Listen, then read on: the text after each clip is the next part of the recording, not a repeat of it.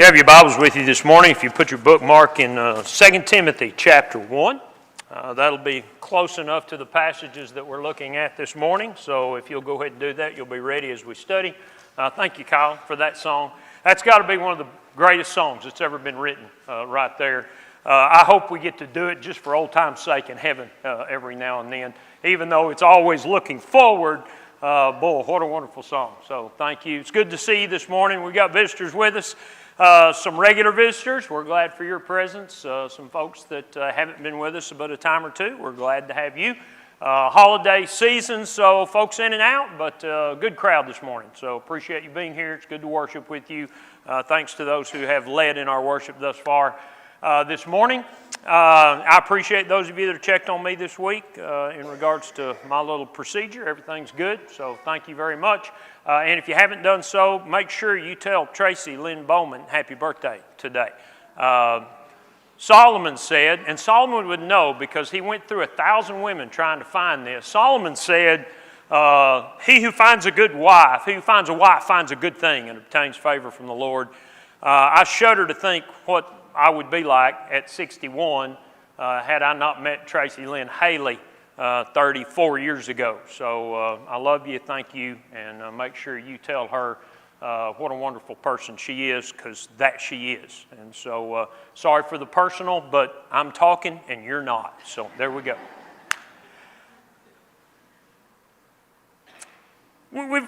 We spent last week, Devin kind of introduced the idea of Timothy in regards to our ongoing theme as those who have passed on, those who have gone before us, who are still speaking to us. And when you go through these various characters, and by the way, that's what we're going to do next year again. We've got a whole new list, and I think Devin's planning on introducing that here in a couple of weeks. When you go through through all these men and women that God gives us pictures of in the Scripture, it's always kind of interesting to try to determine what you would say about them or what you think they might say. And my suspicion is if everybody in the audience had the opportunity to offer their thoughts about what would Timothy say or what would Paul say or what would Philip say, we'd find a lot of interesting ways that we look at these Bible characters. I'm always a little interested in the way that Devin and I look at these and the similarities and the differences. And I want to talk about Timothy again today. I want to talk about some things that Devin didn't talk about. There is all kinds of good information about this particular man. There's a lot of things we don't know about him. We know a little about his introduction to the Bible story and a little about his youth. We don't know very much about the end of his life. There are traditions that abound, but they are not always real reliable things. We are introduced to him, as Devin pointed out last week, in Acts chapter 16, and he is described there as a young man. And when Paul writes to him in 1st and 2nd Timothy, he is still being described as a young man. I want you to think about that for a minute, kind of as we introduce this study this morning. How young is young? We really don't know. Theories range from Timothy being a teenager as young as maybe 15 to being a young man maybe as old as 20 when Paul first mentions him in Lystra in Acts chapter 16. He's already a disciple, which means however old he is, when Paul had been there on the first missionary journey, which had been maybe 2 to 3 years earlier, he was old enough to either obey the gospel on Paul's first visit or have obeyed the gospel in between. What I want you to appreciate is that when Paul writes 2 Timothy, which is one of the later books that Paul writes in his work, it's probably somewhere in the vicinity of 20 to 25 years after Acts chapter 16, after the first or second missionary journey. Which means that Timothy is probably in 2 Timothy somewhere in the age of 33 to 38, which most of us would still consider very young. And if you think about all the things that are said about him in the book of Acts and in the various and sundry references that Paul makes to him in the epistles, much of Paul's references to him were references to a man who was probably in his 20s. And that makes Timothy that much more impressive, and it makes it a subject of some reflection when we think about what would he say. If you were to take most of our young people who are 15 to 20 years old and ask them, what would you say as a reflection on life? We'd probably grin and go, oh, what do they know? They're a bunch of kids. And I think about that to some extent when I think about Timothy. Timothy had a tremendous influence for good. He is known and worked extensively with the churches in Lystra, in Iconium, in Philippi, in Thessalonica, in Berea, in Corinth, and in Ephesus, and perhaps even to other congregations. He is part of the salutation that Paul makes to Rome. He was a young man who did a lot of stuff and had an interesting reflection, an interesting outlook and perspective on life because he's a godly man and a young man. And I'm going to tell you that's a rare combination. I look at our young people and, I really hope y'all are godly. I really do. But the fact of the matter is I don't know what you're like day in and day out. Very few people in this congregation know what you're like day in and day out. Sadly enough, your parents probably don't know all that you're like day in and day out. And the idea that you take somebody who is an extremely young person, a teenager, even into their 20s, and they manifest the kind of trust and faith and selflessness and work that Timothy did, it is an impressive thing to think about his life. And so from that perspective, I want to offer what I think Timothy might say, particularly from the perspective of the challenges of a young person. Now, this is not limited to young people. Christianity demands some things that make it harder for young people. Christianity demands a lot of discipline. Most of us in our youth weren't, and most of you in your youth now aren't exceptionally disciplined people. And you might say, hey, I work out every day. You wouldn't work out every day if it wasn't for the sport that you love. You don't do that for your own. You do that because there's a specific end. Discipline is a challenge no matter what your age.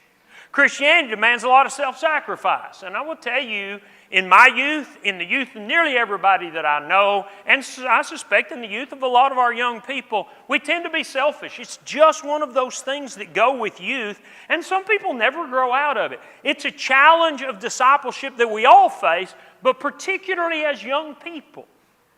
Christianity demands a lot of sober thinking. I used to tell Haley, and I've probably told you this before, but at this age I forget what I've told you and what I haven't.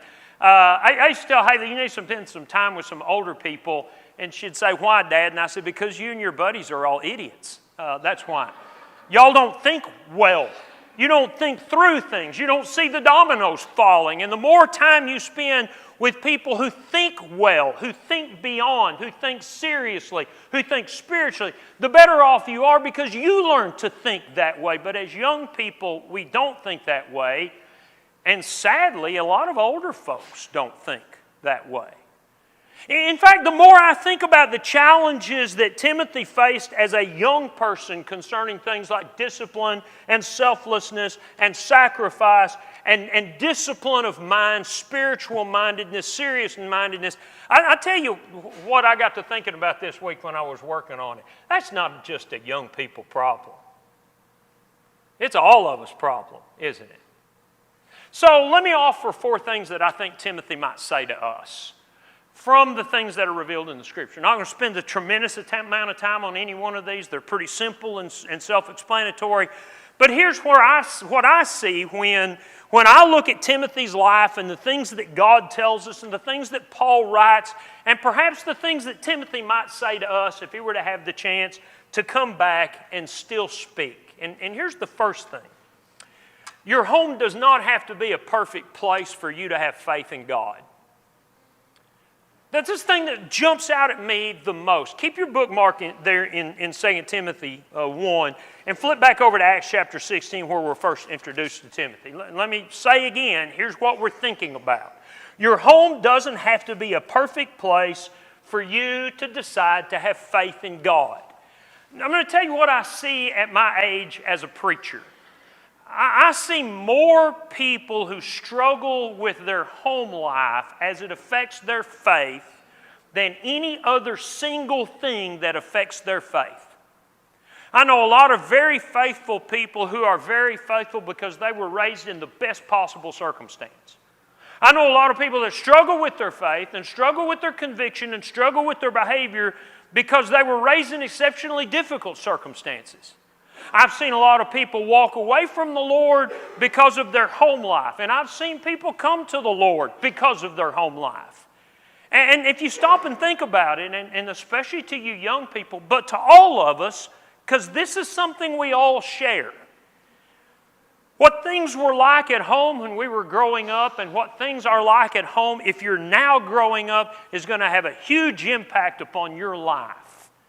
If you have godly parents, get down on your knees every day and thank the Lord that you have that opportunity. You know what we find out about Timothy? Acts chapter 16, the first couple of verses, here's what Luke tells us.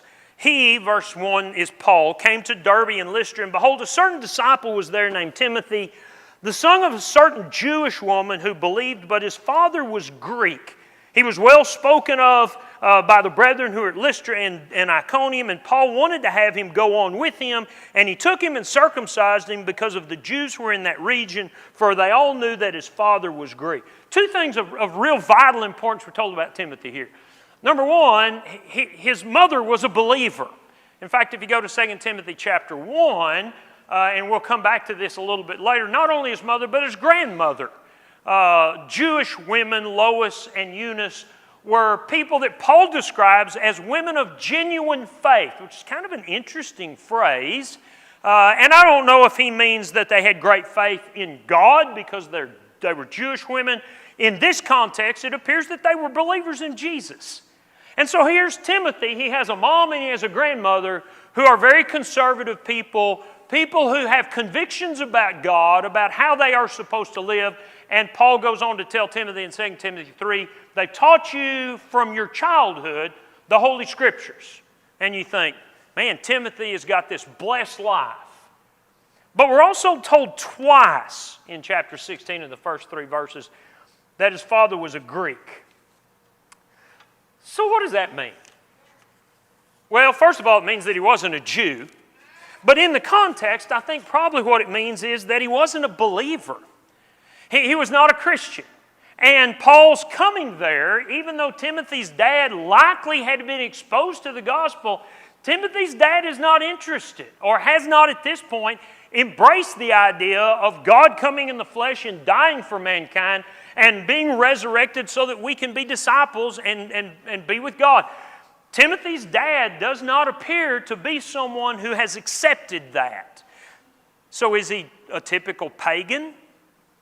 Is he an idolater who would go into the temples of the various and sundry gods of the Greek and the Roman pantheon and offer sacrifices and engage in the various and sundry sexual immoralities that took place? Is that what Timothy was exposed to as a young man? There's no reason to dismiss that possibility.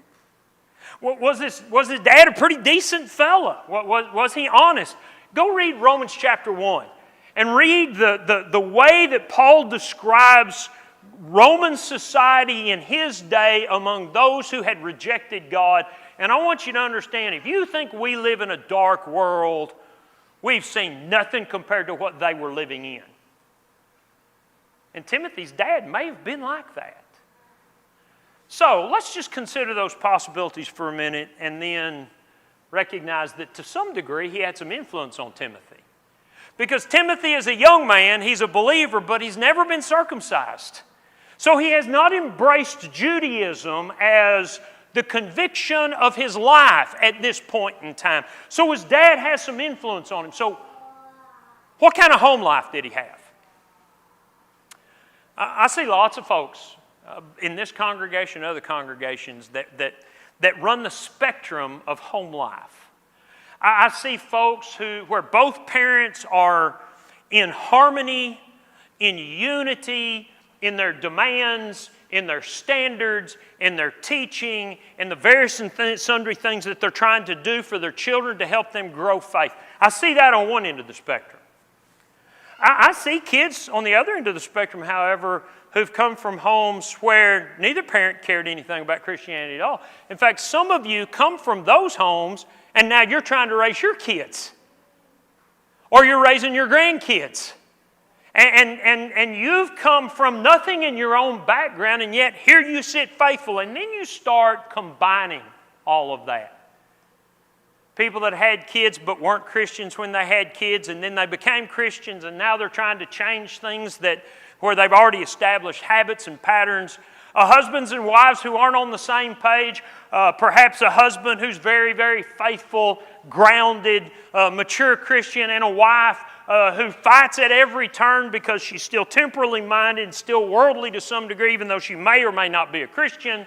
Or you put the shoe on the other foot. You've got a mother who's doing the very best she can to influence her children to be godly, and you got a man over here who's just kind of going to church every now and then. And do you know what that does to kids? It gives kids an unfair choice, is what that does. And here's the unfair choice. You're 14 years old. You got a mom or a dad that's very religious and doesn't want you to get involved in all this junk. They want you to pay attention to how you think. They want you to pay attention to how you dress. They want you to pay attention to the relationships that you have with those of the opposite sex. They want you to be decent. They want you to use good language. They want you to be disciplined. And then you got a father or a mother over here that, hey, I want you to be popular. I want you to wear this. I want you to do this. If you're involved in some kind of sexual immorality, just make sure you take precautions so that you're not making mistakes that are going to affect you the rest of your life. And yeah, I want you to go to church from time to time, but you know, you need to experience life while you're a young person. When you're 14 years old, which of those choices are you going to make? The conservative one that requires discipline and forethought? Or, hey, mom or dad says it's okay to party.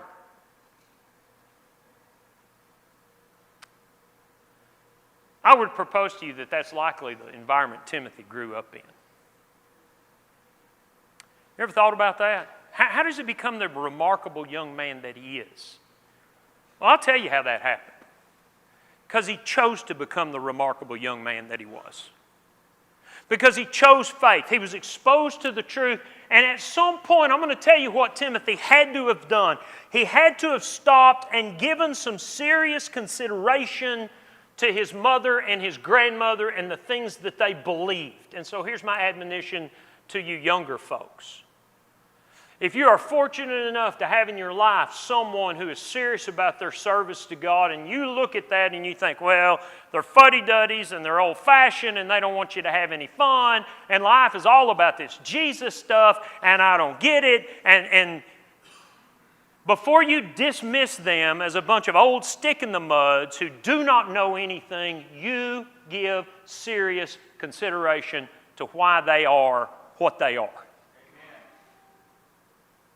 Because I know very few people who are serious about serving the Lord who haven't given it a lot of careful thought in regards to their convictions. They have good reasons for being the way that they are. And sometimes the challenge as a young person is to go with the path of least resistance wherever the crowd is going. Please give careful attention to people of faith in your world. Because a divided home is not a death sentence to you spiritually.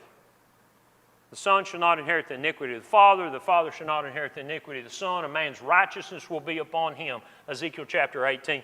You have a choice. And at some point, what Timothy chose was to look at the revelation of God's will that his mother and grandmother had given him and decide whether he thought it was believable or not. And that's the challenge. So, what would Timothy tell you? I think he would tell you that your home doesn't have to be perfect for you to decide to serve the Lord. Second thing, I want you to turn back to 2 Timothy, and I want to look at two different passages here right quick. The second point that I would make is from 2 Timothy 2 and verse 22, When Paul writes to Timothy and says to him, flee youthful lusts, but pursue righteousness, faith, love, peace with those who call on the Lord out of a pure heart. Once again, let me suggest to you that the lusts, the desires he's talking about here are desires that are particular to youth, but they're not exclusive to youth. And I know that is the case because you look around. And many of the things that characterize young people in our society especially, they characterize older people too.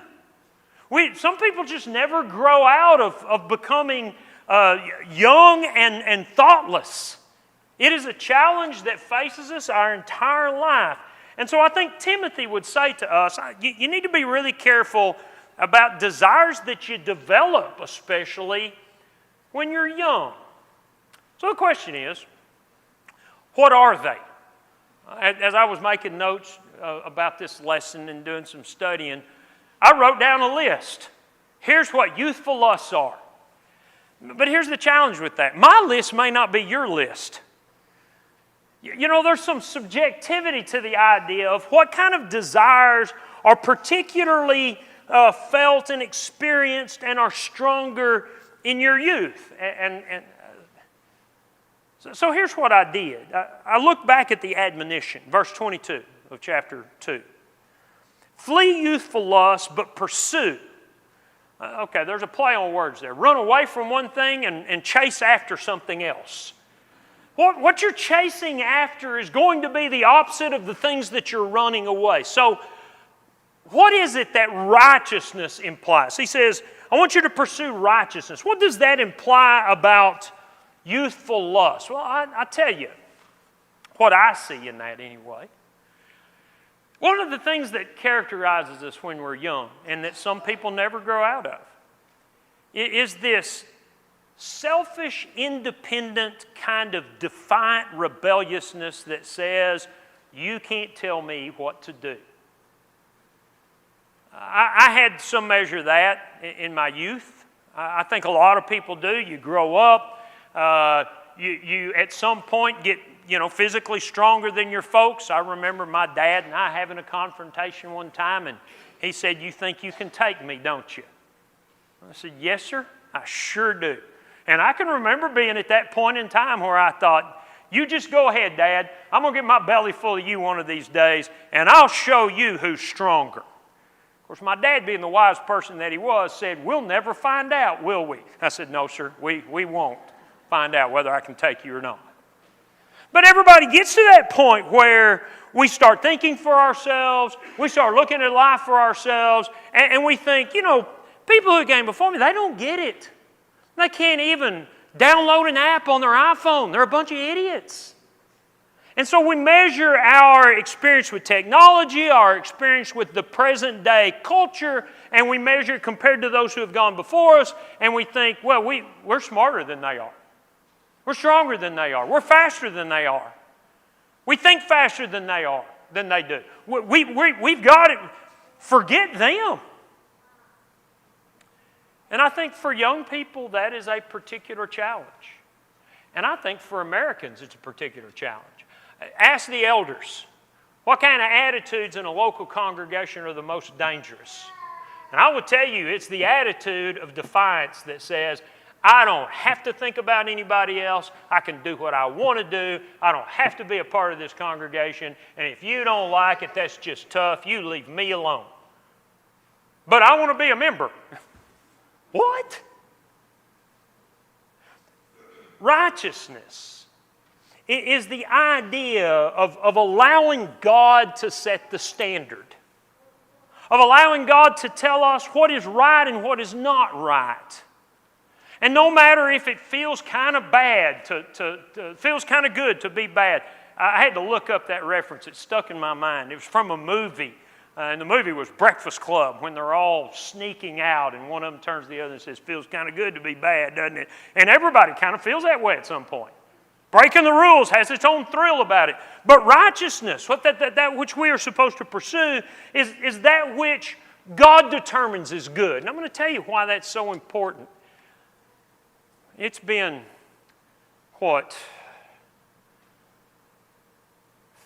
43 years since we graduated from high school? Is that right? Graduated in 80. What is this now?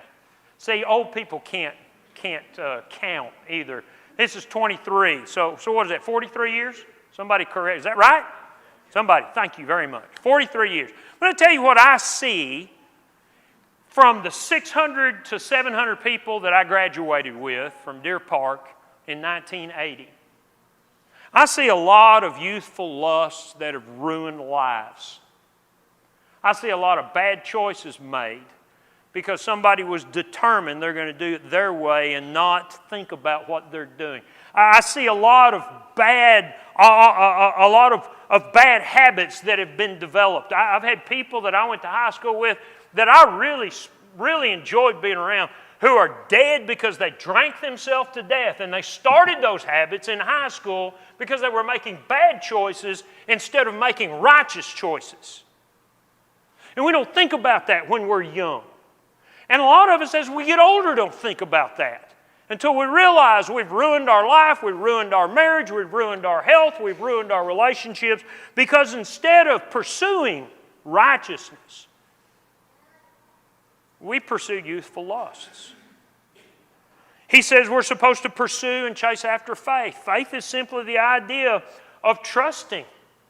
Instead of constantly doubting and defying and dismissing and distrusting everybody and everything, which we do when we're young, and we do when we're smart, and we do when we're rich, and we do when we're successful, instead of doing that, what he says is, you need to learn to trust God, because no matter how smart you are and how successful you are and how rich you are and how smart you are,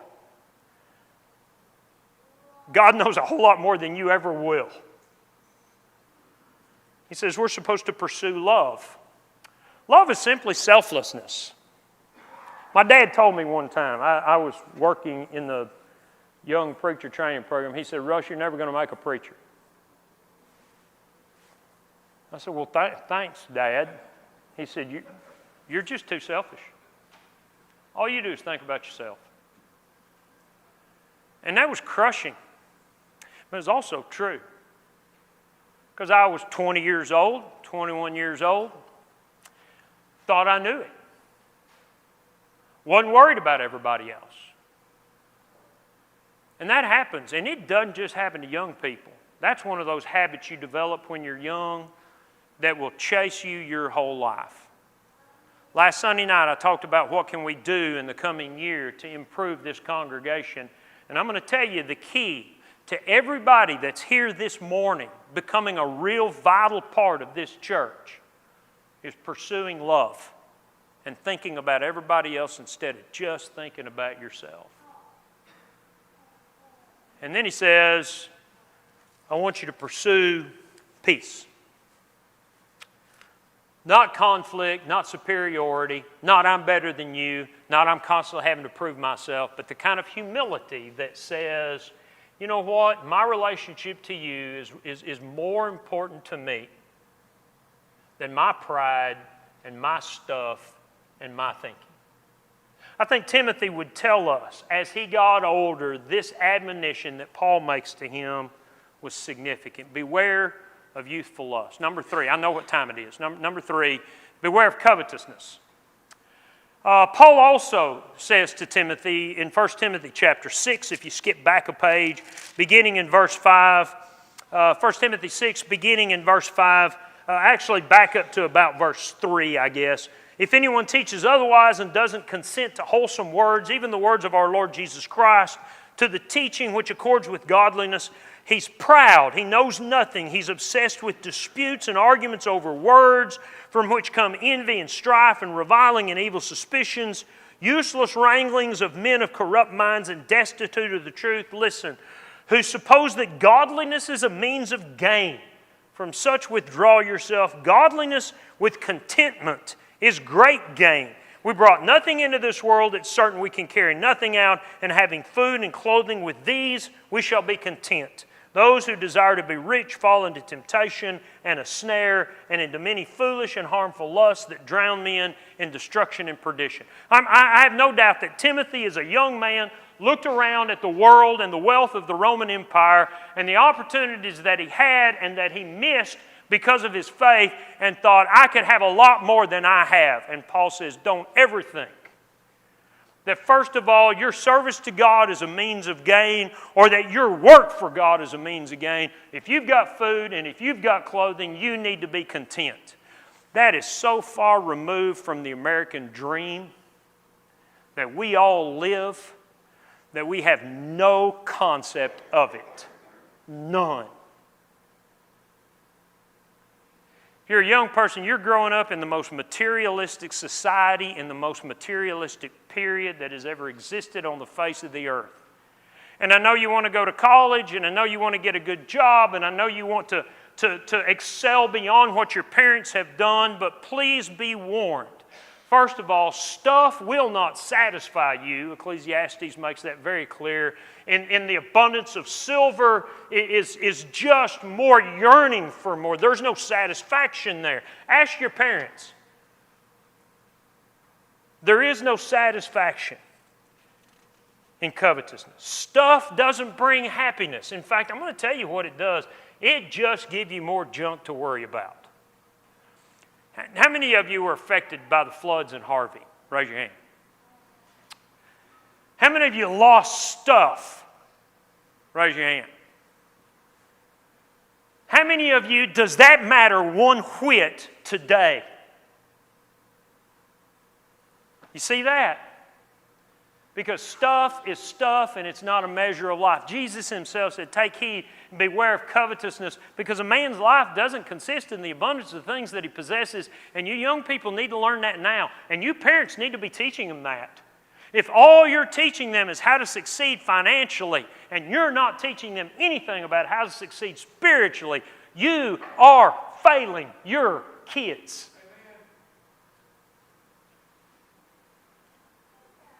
You remember what God told Moses to tell the children of Israel when in the land of Canaan in Deuteronomy 6?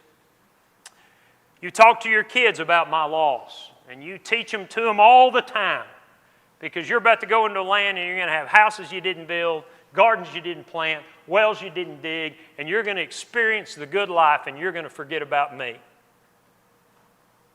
And that's one of the greatest problems that Christians face in this day and age. I think Timothy would tell us what Paul told him, and that is beware of covetousness. And then here's the last thing. Turn to 2 Timothy chapter 1, and I want you to look at a couple of verses as we finish.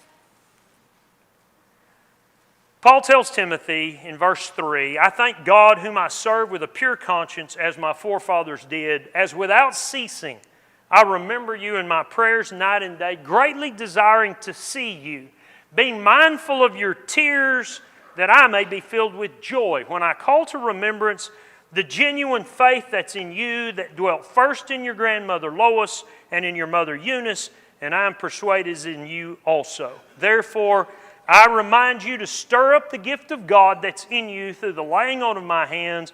God has not given us a spirit of fear, but of power and love and of a sound mind. Therefore, do not be ashamed of the testimony of the Lord, nor of me, his prisoner. I think Timothy would tell us, don't be afraid of what's going to happen when you're left all by yourself. Because what's happening in 2 Timothy is Paul's about to die. He's about to be executed. The chances are pretty good that Timothy's not going to get to see him again. He writes to him in the 4th chapter and tells him to come with all haste. Because Paul doesn't know what's about to happen. And most folks think Timothy probably did not make it there before Paul died. And I want you to think about that. There is a unique relationship between a son and his father. That's one of the challenges I think Timothy had. If you're a man raising a son and you're the part of the marriage that's not very faithful, you need to see what you're doing to your kid. And so what happened was that Timothy found a father in Paul. And for these 25, 30 years of the New Testament, when Timothy is going to all these churches and he is being the rock that Paul wanted him to be, Paul's always there. He may not be with him in person, but he's always there. And Timothy knows he's there. And now Paul's about to be gone, and he's going to be left by himself. Let me tell you something. We're all going to be left by ourselves sooner or later. Your dad's going to die, your mom's going to die, your heroes are going to die. Paul Earnhardt died this past week. My dad died 2 years ago. Ed Harrell died the same year my dad did. I'm going to tell you, I've got like 1 or 2 people that have been heroes in my faith that are still living. And it's just going to be a couple of years till they're all gone, and I'm by myself serving the Lord. With no one to look back on that I can pick up a phone and call and say, hey, I'm struggling, say something to me to help me. At some point, you pick up and you go on all by yourself. And Paul's writing to Timothy, and what he tells him is, look, I'm in prison. It's a shameful thing to most people. I'm going to die as a prisoner, but I don't want you to be ashamed of me, and I don't want you to be ashamed of God, and I don't want you to be afraid, because that's not what God has done for us. Because no matter who you lose in this life, God still lives. And that's where your faith is. It's not in your parents. It's not in the elders. It's not in the preacher. It's not in your father in the faith. It's in God. It's in Jesus Christ. And He's given us not a spirit of fear, but of power and love and a sound mind. And I want to encourage you young people to start getting ready, because this time's coming, because nobody avoids it. You're going to have to stand on your own. And I do not want you to be afraid when you lose the people who have given you a foundation. And I think that's what Timothy would say, because at this point in Timothy's life, that's what he's facing. What am I going to do, Paul? You're going to stand up and you're going to go preach the gospel. You're going to be instant in season, out of season. You're going to reprove, rebuke, and exhort with all long-suffering and doctrine, just like Devin talked about. That's what Paul's telling Timothy. Your faith's not in me. You stand up and you be a godly person, because that's going to happen. And I think Timothy would remind us. You better be ready to stand on your own. Now that's what I get when I look at Timothy's life and his admonitions. I recognize that's pretty simple stuff. But I look back at my own life and I'll tell you, those are the very things that I have faced. And the very things that I still face. The impact of your home, youthful lusts, materialism. What happens when the generation passes and now you're the ones that are having to stand up? Are you going to stand up? That is the challenge of living. And I think Timothy would come back and say, that was my challenge. So I hope you think about those things. I hope those of you who are raising your kids will see how important these admonitions are to our young people. I hope you young people will stop and think about the things that we've talked about and what Timothy would say. And the question that we've ended all these lessons with is still the same. That Timothy's talking, folks. Are we listening? If you're subject to invitation this morning, we invite your response while we stand and sing.